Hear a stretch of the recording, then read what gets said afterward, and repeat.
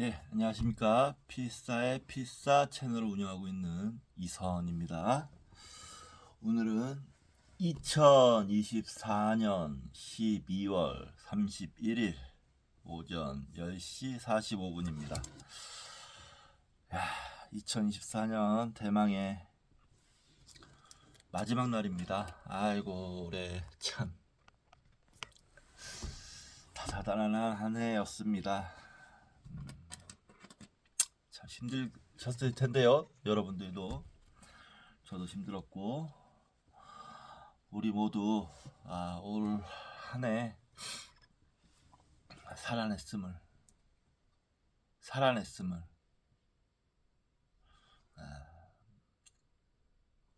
스스로에게 칭찬하고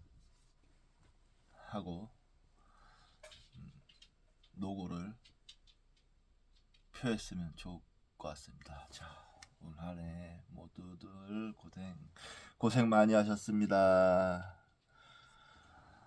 고생했어. 자, 오늘 주요 뉴스는 윤석열 체포영장이 법원에서 발부됐다는 소식이 들려왔습니다. 예, 사필 규정. 사악한 것은 반드시 바른 것으로 돌아간다. 이게 간단한 얘기 같지만 이 원칙이 지켜지지 않으면 무도한 사회가 되는 겁니다. 여기 일로 와. 어이구, 우리 정경이도 올 한 해 수고 많이 했어. 그 무도한 사회는 카르텔이나 소수가 권력을 독점해서 대다수의 국민들의 자유와 평화를 깨트리고 억압하고 심지어는 폭력, 폭행, 구금, 납치, 살인 등을 노상 저지르는 그런 사회. 우리 전 세계적으로 몇 군데 있지 않습니까? 여러 군데 그렇게 되는 거겠죠. 어제 유시민 작가님이 이런 윤석열을 비롯한 내란 일당을, 국민의힘도 마찬가지고 검사도 여기에 속할 겁니다. 검사들도 일당을 암에 비유했는데요. 맞는 것 같습니다. 전적으로 동의합니다. 암이라는 것이, 그 설명을 덧붙이시기를, 암이라는 건 숙주의 생존 여부와 상관없이 오로지 자신들의 증식만을 목적으로 하는, 그래서 끝내 숙주의 생명을 빼앗는 그런 세포들을 암세포라고 하는데, 지금 딱 그런 행태를 보이고 있죠. 내란 세력들이, 윤석열, 김건희로 대표되는 내란 세력들이 딱 암세포 같은 행태를 보이고 있었고, 그게 갑작스럽게 폭발한 것이 지들 스스로의 하중을 못 이겨서 갑작스럽게 폭발한 것이 이번 내란 자체라고 생각을 합니다. 그러므로 이 암세포를 제거해야 할 터인데 우리 사회가 건강해야 됩니다. 그러려면 잠시만요.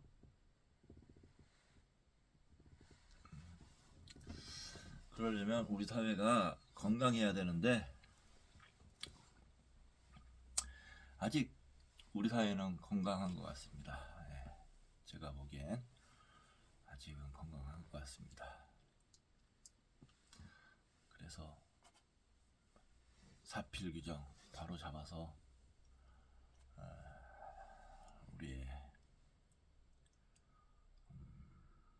건강을 되찾고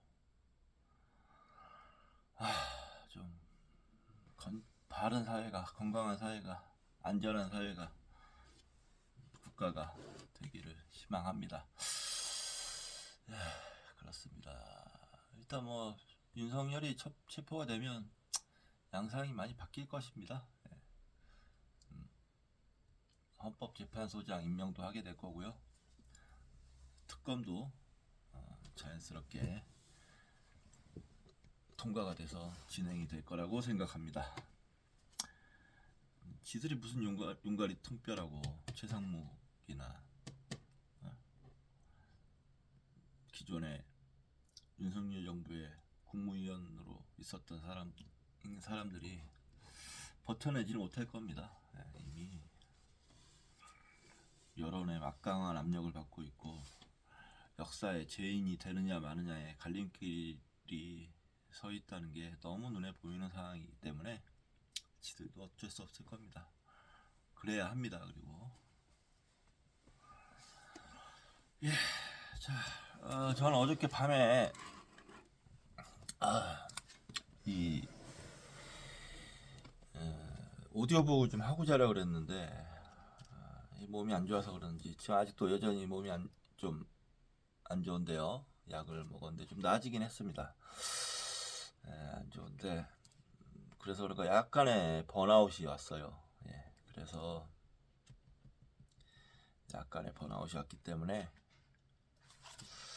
어저께 그냥 뭐 책상에 앉아서 맹하게 앉아서 유튜브 보다가 피곤해질 때쯤 돼서야 잠이 들었는데 오늘 그래서 아침에 약을 먹어야 됐기 때문에 밥을 좀 일찍 먹으려 했는데 밥 입맛도 없고 그래서 간단히 바나나 먹고 약을 먹긴 먹었는데요. 그래서 어제 못했던 오디오북을 오늘 아침에 첫 시간으로 할 생각입니다. 자, 그리고 저는 내일이 또 1월 1일 휴일이기 때문에 아마도 내일까지 쉴 겁니다. 내일까지 쉬고 몸도 안 좋고 뭐 적정한 때 몸이 안 좋은 것 같습니다. 연말 연시니까 잠시 쉬고 재충전하는 시간으로 삼기로 했습니다. 자, 오늘 오디오북은 죽음의 수용소에서 실존주의로 말씀드렸듯이 일부 아직까지 뭐 별 의견이 없으셨어요. 어떤 이 책을 뭐 마저 읽어달라 아니면 뭐 다른 책으로 넘어가달라 하는 댓글이 하나도 없었습니다.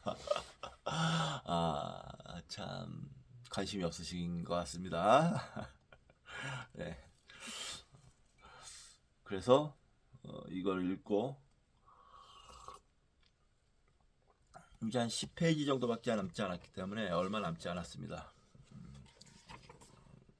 11페이지 정도 남았네요.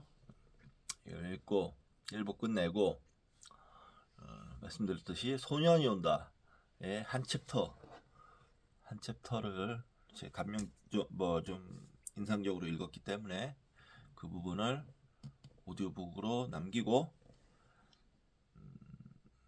그리고 말씀드렸던 유전자 지배사회 이거를 책을 읽어 나갈 겁니다. 유전자 지배사회는 읽으면서 서로 좀 대화하고 소통하는 그런 시간을 가졌으면 좋겠어요. 그래서 약간의 비평이나 이런 것도 좀 할 수 있으면 해볼 생각입니다. 뭐 제가 아는 게 별로 없어서 크게 그러지 못하겠지만 뭐 제 경험이었다든가 뭐 이렇게 연관되는 게 있으면 말씀드리면서 읽어보는 것도 재밌을 것 같습니다.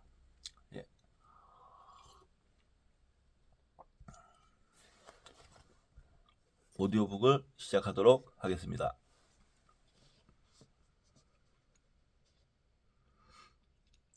사디스트. 이제 우리는 수용소 죄수들의 심리적 반응의 제3단계, 즉 해방이 된 후에 죄수들의 심리를 고찰하기에 이르렀다. 그러나 이보다 먼저 우리들은 심리학자들이 종종 질문을 던지는, 특히 수용소의 상황을 몸소 겪은 심리학자들이 제기하는 문제를 고찰하지 않을 수 없다. 그것은 수용소 감시병들의 심리학적인 구조에 관해 어떻게 생각하느냐, 수많은 죄수들이 당했다고 말하는 짓들을 피와 살로 이루어진 인간들이 똑같은 인간에게 다른 사람이라고 하여 저지를 수 있겠는가 하는 문제들이다. 수용소 안에서 벌어지고 있던 사건들에 대해 설명을 듣고 또 그와 같은 사건들이 진실로 일어났다는 것을 믿게 된 사람들은 어김없이 심리학적으로 어찌 그와 같은 일이 일어날 수 있는가 하는 질문을 해왔다. 이러한 문제에 대한 대답을 아주 상세하게 하기 전에 몇 가지 사실을 반드시 지적해 두어야 하겠다. 첫째, 감시병들 가운데 가학성 변태 성욕자, 임상학적 의미의 사티스트들이 있었다. 여기서 가학적 변태 성욕자, 사티스트들이라는 건 이성을 때리고 물고 뜯고 하는 등의 학대로서 자기의 성욕을 만족시키는 색정광, 불란서의 귀족 작가인 사도의 이름에서 유래되었다. 자, 둘째, 이러한 가학적 변태 성욕자들은 정말로 잔인한 감시병들 몇 명을 필요로 할 때 언제나 수용소 당국에 의해서 선발되었다.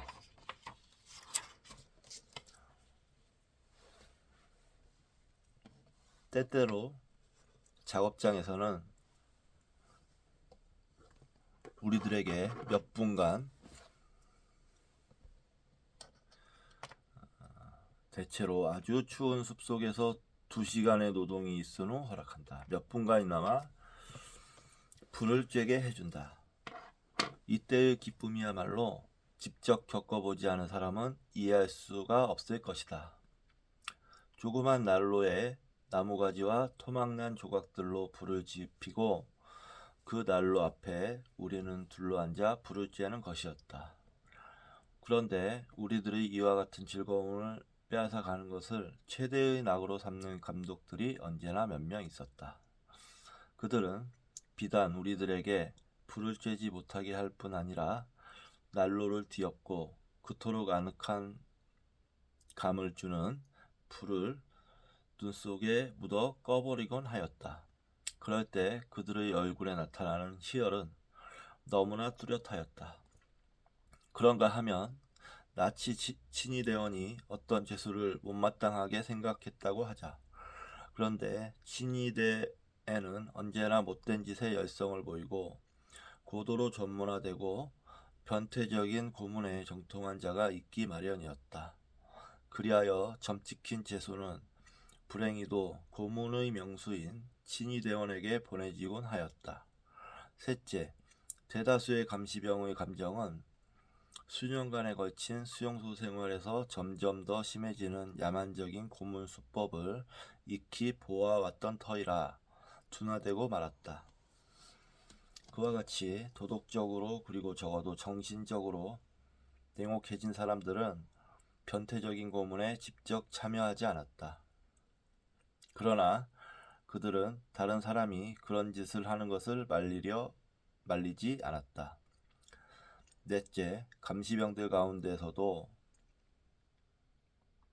어떤 사람들은 우리들을 동정하고 도와주려 한 사람이 있다는 사실을 반드시 밝혀두어야 한다. 여기서 나는 내가 해방을 맞았던 그때 내가 속해 있던 수용소 소장 한 사람만을 언급하기로 하겠다.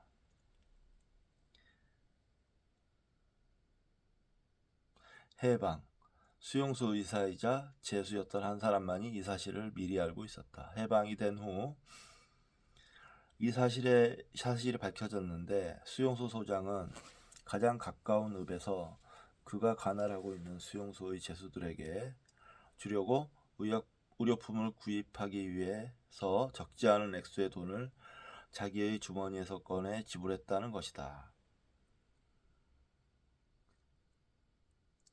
이 나치 친위대의 고급 장교이며 수용소 소장에 관하여 재미있는 부대적인 사건이 있었다. 이 사건은 어떤 유태인 죄수들이 수용소 소장인 그에게 어떻게 대했는가 하는 점을 단적으로 보여주고 있다. 전쟁이 끝나고 미군이 진주하여 우리 수용소의 죄수들을 해방시키게 되었을 때 헝가리 국적의 유태인 세 젊은이가 바바리아 숲속에 소장을 숨겨주었다. 그리고 세 젊은이는 수용소 소장의 체포에 혈안이 되어 있는 미군 사령관을 찾아갔다. 그들은 미군 사령관에게 수용소 소장이 있는 것을 알려줄 수 있으나 반드시 몇 가지 조건을 들어주어야 한다고 요구하였다. 그 조건이란 수용소 소장에게 절대로 해가 돌아가지 않도록 한다고 미국 사령관이 반드시 약속해야 한다는 것이었다. 잠시 후 미군 장교는 수용소 소장이 체포된 후에 해를 잊지 않도록 안전을 보장하겠다는 약속을 끝내 세 젊은이에게 했다. 그리하여 그 미군 장교는 약속을 지키게 되었고 실제에 있어서 전 수용소 소장은 어떤 의미에서 수용소 소장으로 복직이 되었다고 말할 수 있었다. 왜냐하면 그는 인근 부락에서 의복들을 모아서 우리들에게 나누어주는 일을 맡게 되었던 것이다. 그 당시 우리들은 여전히 우리만치 운이 좋지 않아서 기차역에 도착하는 즉시 가스 처형실로 보내진 아우슈비츠 수용소 재소자들에게 상속받았던 넉마옷을 그대로 입고 있었던 것이다.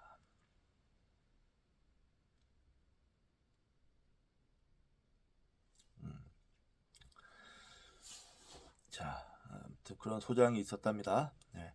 그러나 그 자신도 죄수인 수용소 고참 관리인은 어떠한 친위대의 대원들보다도 냉혹하였다.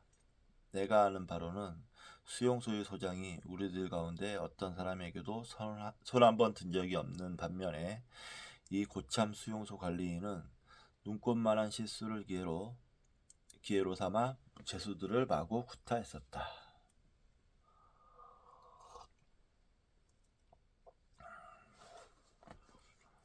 성과 악의 혼합물인 인간적 속성. 어느 사람이 감시병이었거나 죄수였다고 하는 단순한 인식으로 그 사람됨이 어떻다는 등을 말할 수 없다는 것은 분명하다.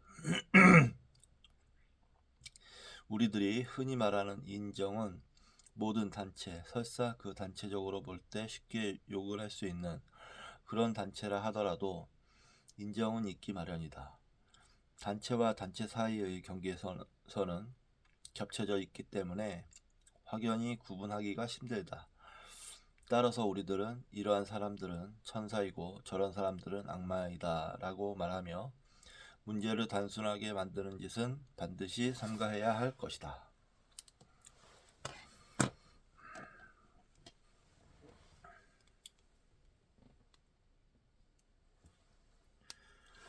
모든 수용소의 나쁜 영향력에도 불구하고 죄수들에게 친절하게 대해주려는 그들의 행동은 분명히 대단한 인간적인 성취라고 하지 않을 수 없다. 그리고 이와는 반대로 그 자신의 동료였던 죄수들을 학대했던 짓은 보기 드물게 멸시되어야 할 비열한 행위였다.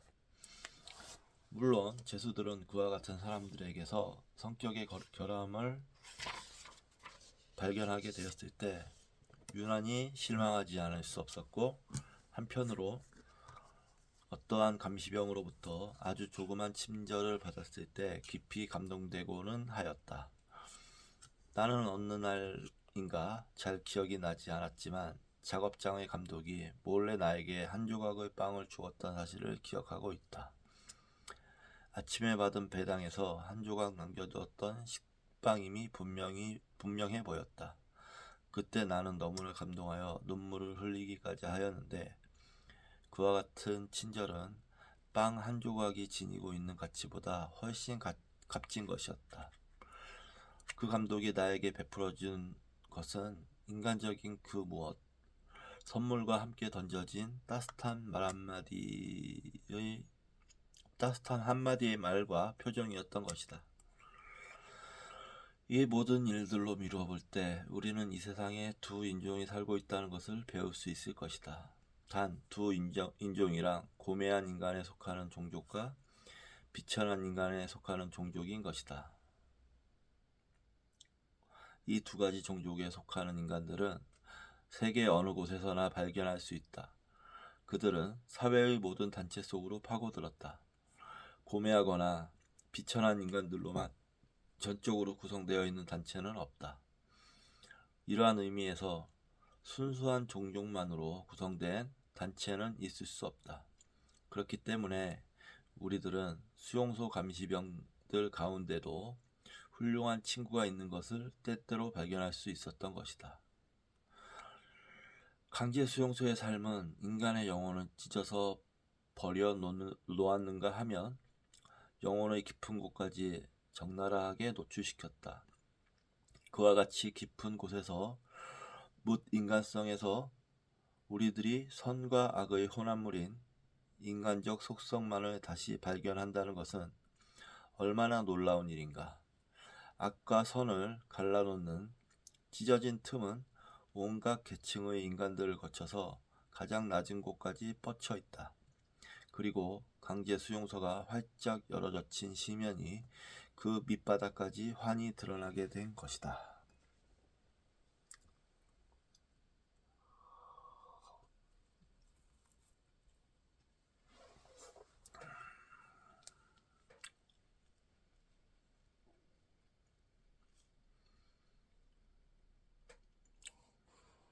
고매한 인간에 속하는 종족, 비천한 인간에 속하는 종족, 이 두 가지가 있답니다.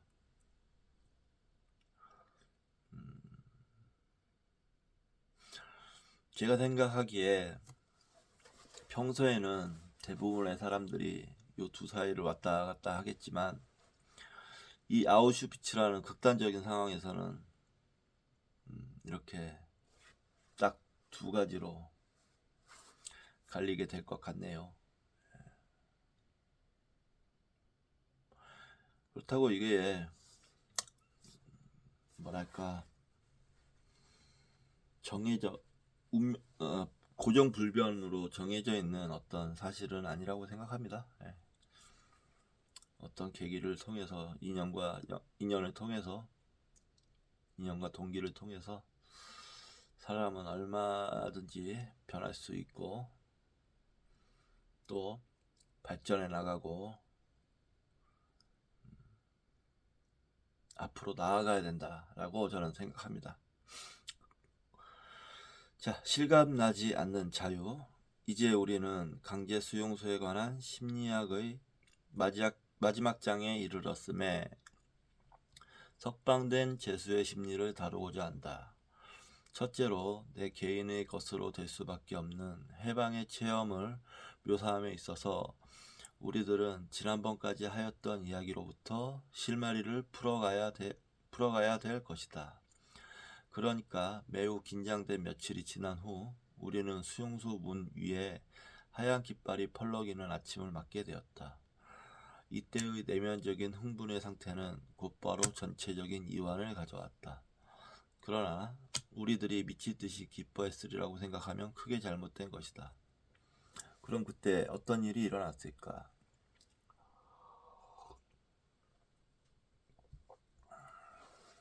죄수들은 지친 걸음으로 우리 자신들을 끌다시피 하면서 수용소의 문께로 다가갔다. 우리들은 겁먹은 시선으로 사방을 두리번거리다가 의아하다는 눈초리로 서로의 얼굴을 쳐다보았다. 그런 후 수용소 밖으로 몇 걸음 과감히 옮겨 보았다. 이번에는 우리를 향해 고함으로 명령하는 소리도 들을 수 없었고 주먹이나 발길질을 피하기 위하여 재빨리 자멱질하듯 몸을 움츠릴 필요도 없었다. 오 하늘이여, 이번에는 감시병들이 우리들에게 담배를 권하지 않는가? 처음에 우리들은 하마터면 그들을 알아보지 못할 뻔하였다. 그들은 약삭빠르게 편복으로 갈아입었던 것이다. 우리는 수용소 밖으로 쭉 뻗어 있는 길을 따라 천천히 걸었다. 우리들은 곧 발에 전해지는 통증을 느꼈다. 힘이 없어서 주저앉고만 싶은 심정이었다. 그러나 우리들은 쩔뚝이면서 나아갔다. 우리는 자유인의 눈으로 아직 구경하지 못한 수용소의 주위를 한번 살펴보고 싶었던 것이다. 자유. 우리들은 스스로 되뇌어 보았다. 그러나 우리는 아직 자유가 절실하게 우리 가슴에 와닿는 것을 느낄 수 없었다. 우리들이 지나온 수년간 꿈속에서도 잊지 못하고 그토록 흔하게 입에 담았던 그 한마디였건만 이제 그 의미마저 사라지고 말았다. 자유의 실제가 우리들 의식 속으로 뚫고 들어오지 못했다. 우리들은 자유가 우리들 것이란 사실을 절실하게 느낄 수가 없었던 것이다. 우리는 꽃들이 만발한 꽃밭에 이르렀다. 우리는 꽃들이 거기에 있다는 것을 눈으로 보았고 깨달을 수 있었으나 꽃들에 대한 감흥을 느낄 수 없었다. 우리가 다양한 빛의 깃털로 장식된 꼬리를 가진 수탉이 인근 농가의 마당을 거닐고 있는 것을 보았을 때 처음으로 섬감과 같은 기쁨이 찰나적으로 피어올랐다. 그러나 그것은 섬광으로 끝났다. 우리들은 아직 이 세상에 속하는 사람들이 아니었다. 저녁이 되어 우리들 모두가 막사에 다시 모이게 되었을 때 한 사람이 은밀히 묻는 것을 들을 수 있었다. 이야기해보게. 오늘 자네 기쁘던가? 그러자 질문을 받은 그 사람은 우리들 역시 비슷한 감정에 젖어 있다는 사실을 몰랐던 모양으로 부끄러운 듯이 대답하였다. 정말이지 기쁘지 않았다네. 우리는 글 그대로 기쁨을 느낄 수 있는 능력을 상실하고 말았던 것이다. 아마도 천천히 기쁨을 맛볼 수 있는 기능을 다시 닦고 익혀야 하리라.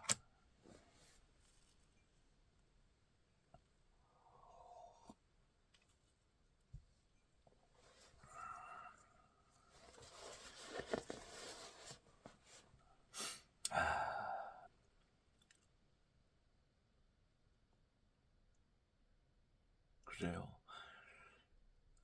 이게 맞는 것 같습니다. 최악의 불행한 상황에서 갑자기 해방이 됐는데 그때 그 기쁨에 겨워 어쩔 수가 없으면 오히려 밸런스가 깨져서 심적인 살아남기가 힘들었을 겁니다. 이렇게 천천히 자유도 천천히 적응이 돼야 되는 거겠죠. 그래야 충격을 최소화하면서 살아남을 수 있겠죠. 자, 비인격화 현상. 심리학적으로 석방된 죄수들에게 일어나고 있는 그 같은 현상을 비인격화라고 부를 수 있다. 모든 일이 꿈속에서 느끼는 것처럼 실제 같지도 않고 비슷하게도 하지도 않게 보인다. 우리는 자유가 진실이라고 믿을 수 없었다. 흘러간 몇 년간 우리들은 꿈속에서 기만당하기 그 몇 번이던가. 우리들은 석방의 그날이 오면, 즉 자유를 누리게 된다면 집으로 돌아가 친구들에게 인사하고 아내를 얼싸안은 채 식탁가에 둘러앉아 우리가 겪었던 모든 일들에 관한 이런저런 이야기로 꽃피우게 될 광경을 그 얼마나 꿈꾸어 왔던가. 심지어 꿈속에서 얼마나 해방의 그날을 흔하게 보아왔던가. 그런데 감미로운 꿈을 깨기 전에 일어나라는 신호인 호루라기 소리가 우리의 고막을 날카롭게 뒤흔들어 놓는다. 우리의 자유에 대한 꿈이 그만 산산조각 나고 마는 순간이었다. 이제 꿈이 실현되었다. 그러나 우리가 자유를 진실로 믿을 수 있었을까? 육체는 마음보다 금지하는 바가 적다. 육체는 처음 순간부터 새로운 자유를 멋지게 누릴 수 있었다. 육체는 며칠, 몇 시간, 심지어는 야반에도 개걸스럽게 먹어대기 시작하였다. 한 사람이 먹어치울 수 있는 양은 실로 놀라웠다.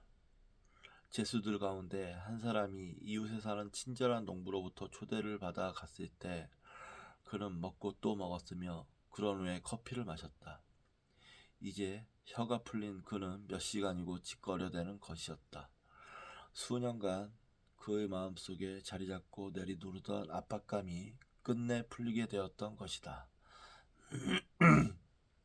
그의 이야기를 듣고 있으면 그가 이야기를 하여야 하고 이야기하고 싶어하는 그의 욕망을 도저히 막을 수 없다는 인상을 받게 되고는 하였다. 나는 짧은 시간이라 할지라도 무거운 압박감을 느꼈던 사람들은 비슷한 반응을 보였던 것을 알고 있었다. 혀가 풀어질 뿐만 아니라 그 자신의 마음속에 자리잡은 그 무엇도 똑같이 해소되기까지에는 많은 시일이 흘렀다. 그러나 감정을 억압하고 있던 기이한 속박으로부터 벼랑간 감정이 폭발하듯 뚫고 나왔다. 그리하여 좀처럼 보기 드문 현상을 보이게 된 것이다.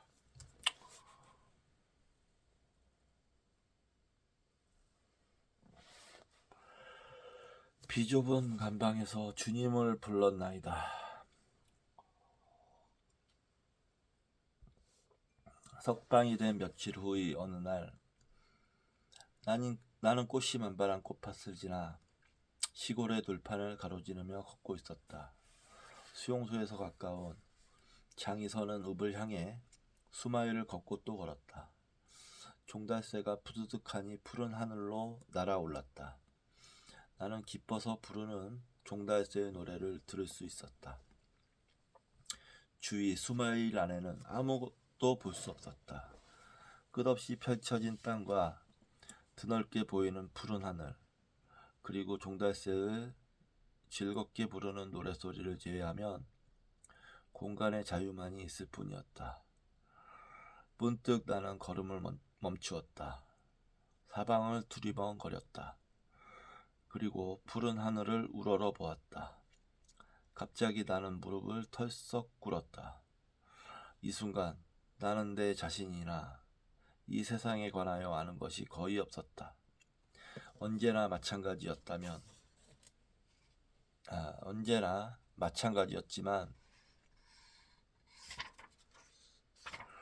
있다면 내 마음속에 자리잡고 있는 한마디뿐이었다. 저는 저의 비좁은 감방에서 주님을 불렀나이다. 그리고 주님은 공간의 자유 속에서 저에게 응답을 하셨나이다. 얼마나 오랜 시간을 두고 거기에 무릎을 꿇고 있었는지, 또 그와 같은 한마디를 몇 번이나 되뇌었는지 이제 기억할 수 없다. 그러나 나는 그 시간부터 나의 새로운 삶이 시작되었다는 것을 알고 있다. 나는 다시 인간이 될 때까지 한 걸음 또 한 걸음 앞으로 나아가게 될 것이다.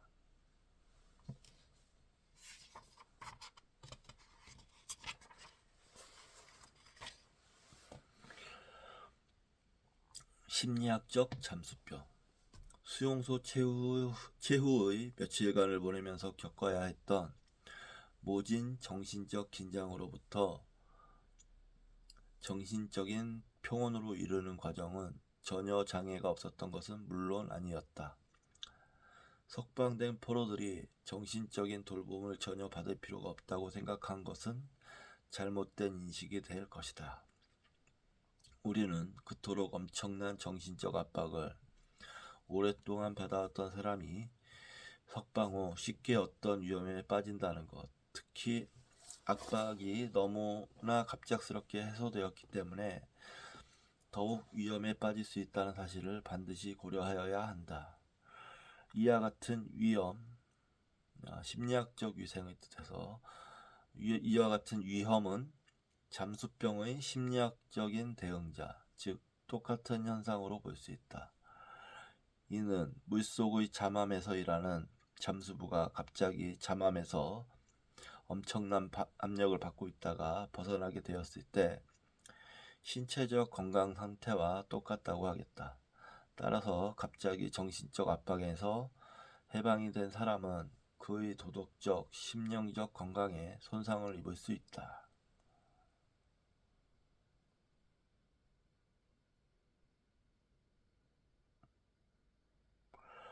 이러한 심리학적 단계에서 원시적 성격이 보다 강한 사람들은 수용소 생활에서 그들을 에워싸고 있는 야만적 행위의 영향으로부터 벗어날 수 없다는 점을 관찰하였다.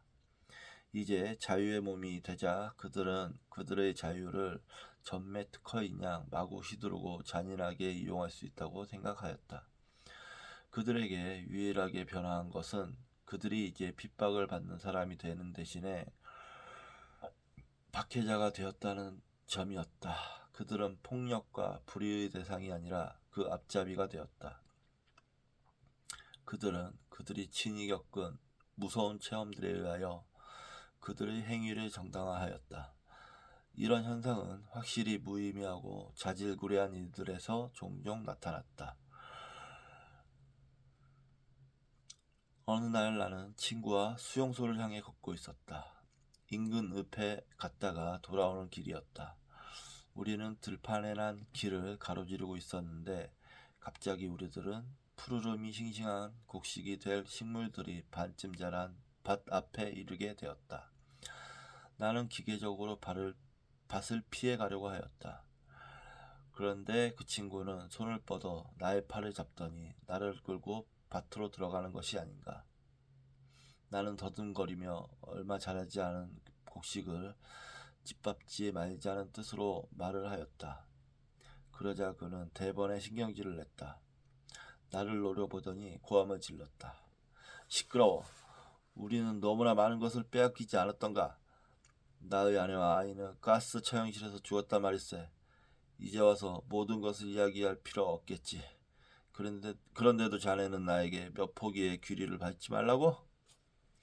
이러한 사람들에게는 어느 누구이든 나쁜 짓을 할 권리가 없다는 것. 아무리 부당한 짓을 당했다고 하더라도 그 자신이 부당한 짓을 저지를 수 없다는 평범한 진리를 오로지 참을성 있게 깨우쳐 주어야만이 그들이 성공적으로 진리로 유도할 수 있을 것이다. 우리는 그들을 진실애로 이끌어 나가는 노력을 게을리해서는 안 될 것이다. 그렇지 않을 때 귀리 수천 포기가 망가지는 피해보다 훨씬 악화된 결과를 초래하게 될 것이다. 나는 아직도 그 죄수가 소매를 걷어붙이고 주먹에 쥔 오른손을 내 코 앞에다가 뻗치며 삿대질을 하듯 외치던 광경이 눈에 선하다. 내가 집으로 돌아가게 되었을 때 이 손을 시뻘건 피로 물들여 놓지 않는다면 차라리 잘라버리고 말 테다.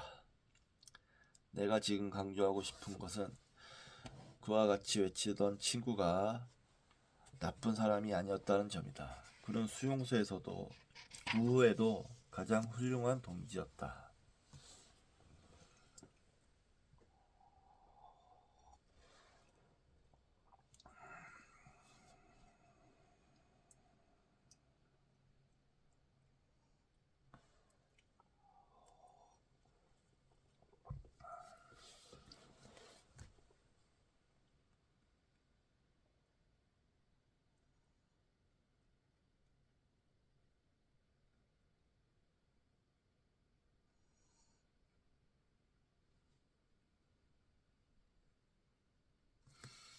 비통과 환멸의 늪에서 정신적 압박에서 갑작스레 헤어나게 된 결함을 제외하고도 석방된 포로의 성격에 손상을 입힐 수 있을 만한 근본적인 체험이 두 가지 있다.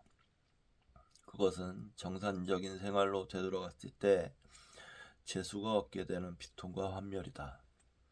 비통은 전에 살았던 고장으로 그의 모습을 나타내게 되었을 때 여러 가지 일로 일어나고는 하였다. 귀향한 후 그는 많은 곳에서 그저 어깨를 으쓱하거나 상투적인 인사치레의 말을 내뱉는 사람들과 만나게 되는 자신을 깨닫게 된다. 이때 그는 비통해지는 마음을 금할 수 없게 되고 그가 겪었던 모든 고통을 왜 겪어내어야 했던가 하고 자신에게 묻게 된다. 그리고 우리는 그 일에 대해서 몰랐었네. 또는 우리 또한 그런 고통을 겪었지 하는 똑같은 말을 그가 가는 곳마다 듣게 되었을 때 그들에게는 진실로 보다 정다운 말을 나에게 해줄 수 없었을까 하고 자신에게 묻게 된다. 환멸의 경험은 이와는 좀 다르다. 여기에서 환멸은 동족,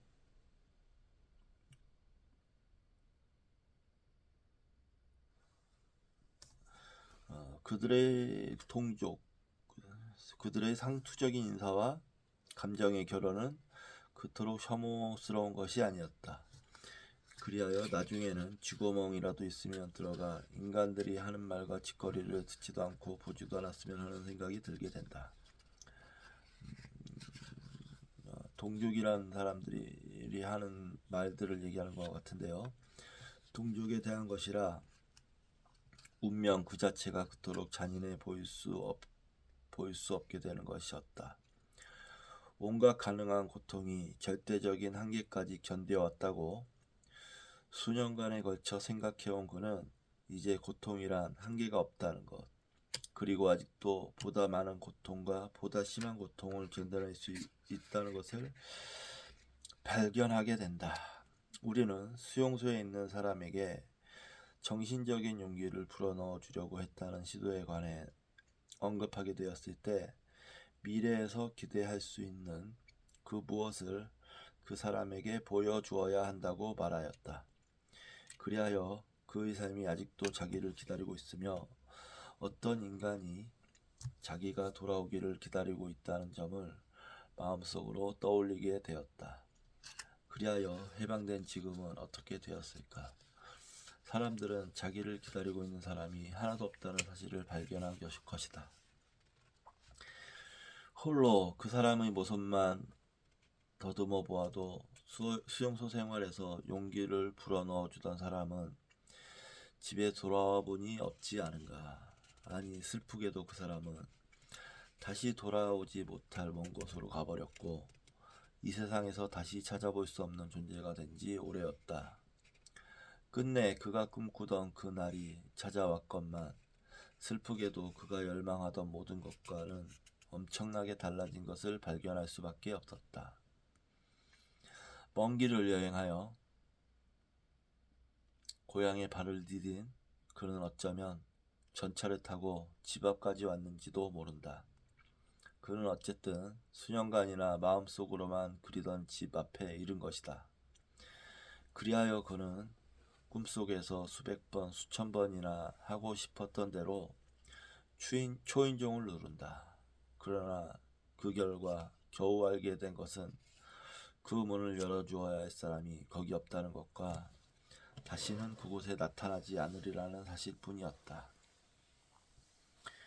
우리들은 수용소에 있을 때 우리가 겪은 모든 고통을 보상할 수 있을 만큼 커다란 속사의 행복은 없을 것이라고 서로들 주고받은 적이 있었다. 우리는 우리가 행복하게 되기를 원한 것은 아니었다.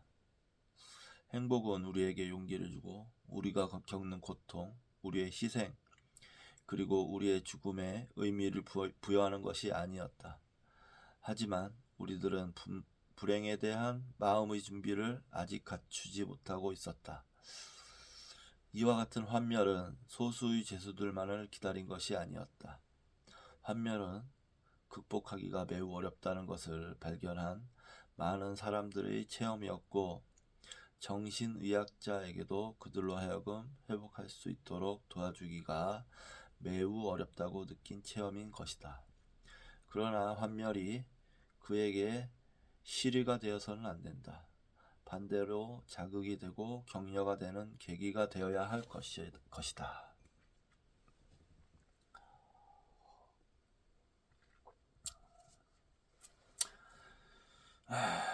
두려워할 것은 하나님뿐. 그러나 해방을 맞은 죄수들 가운데 그 누구라도 할 것 없이 수용소에서 겪었던 체험들을 되돌아볼 그날이 오게 될 것이다. 그때 그는 그가 그와 같은 고통을 어떻게 견뎌냈는지 이해할 수 없을 것이다. 그에게 있어서 모든 일이 아름다운 꿈으로만 느껴지던 해방의 그날이 그가 바라던 때로 찾아와 주었듯이 그가 겪었던 수용소의 모든 체험들이 그에게 악몽 이외에는 아무것도 아니었다고 보일 그날이 또한 반드시 찾아오리라. 고향으로 돌아오는 사람에게 있어서 이 세상의 모든 체험 가운데 다시 없는 체험은 끝내 그가 모든 것을 견뎌냈으며 이 세상에서 그 이상 더 두려워할 필요가 있는 것은 그의 하나님밖에 없다는 경이로운 느낌일 것이다.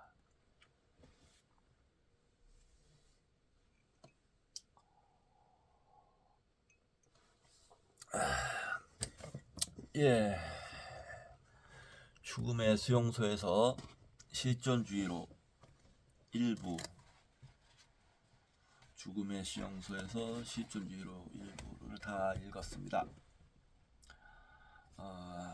제가 느끼는 이 글을 읽고 느끼는 감정을 한마디로 표현하자면 슬프다라고 할 것 같습니다.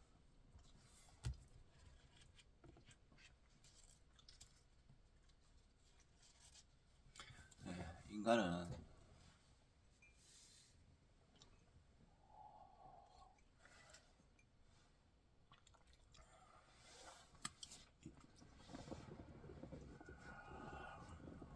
고통을 저변으로 해서 살아가는 존재인 것 같습니다. 예, 고통이 바닥에 깔려 있고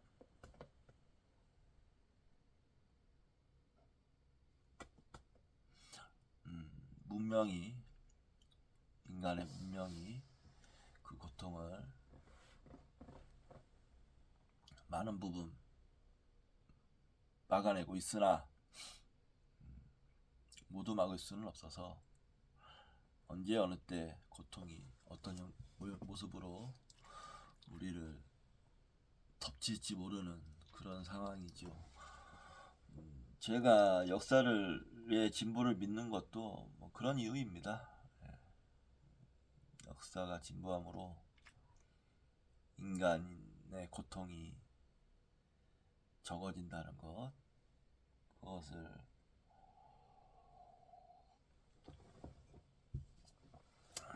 그것이 대전제가